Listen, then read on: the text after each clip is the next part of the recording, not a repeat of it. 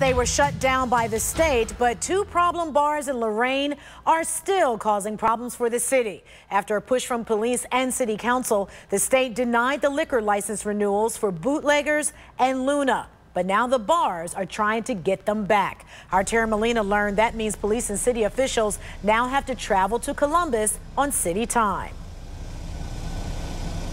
That's right, Danita. Lorain police and elected officials will now have to travel to Columbus next week just to oppose these appeals at the hearing.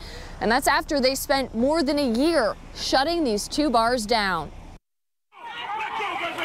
The city's not taking it no more. The citizens of Lorain will not take it no more. Assaults, weapons, and robberies reported at Bootleggers. Shootings, stabbings, and assaults reported at Luna. The way that we received those reports was not because anybody at the bar called us. It's because we had victims showing up at the hospital with holes in them, be they gunshot wounds or stab wounds. Lorain police officers say they view these 2 bars as public safety risks. Officers now, every night that bar was open, had to go sit out there and monitor the bar instead of patrolling the city and responding to citizens' complaints. Called out to both so often. We would have to go there and sit there at night because if we didn't go there when that bar emptied out, we'd have fights in the middle of the street. It took more than a year through pushback with police and city council.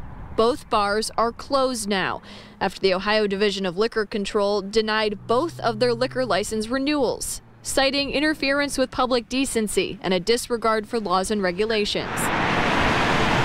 Now both bars are appealing that decision with the Liquor Control Commission. A hearing is scheduled for next week. They have an appeal with the State Board of Liquor Control to present their side of the case again. Which means after already dealing with call-outs, what they call constant patrol, and the paperwork that went into having their licenses revoked in the first place, for more than a year? It's going to take traveling to Columbus to make this happen. It's been a lot of work. It's a lot of man hours that we put into doing this. Just pulling the information alone takes weeks of time. We weren't able to reach either of the bar's owners in reporting this story today, but if they do get back to me, we will put their responses up on our website. That appeals hearing is 1 week from today in Columbus. Reporting live in Lorain, Tara Molina, News 5.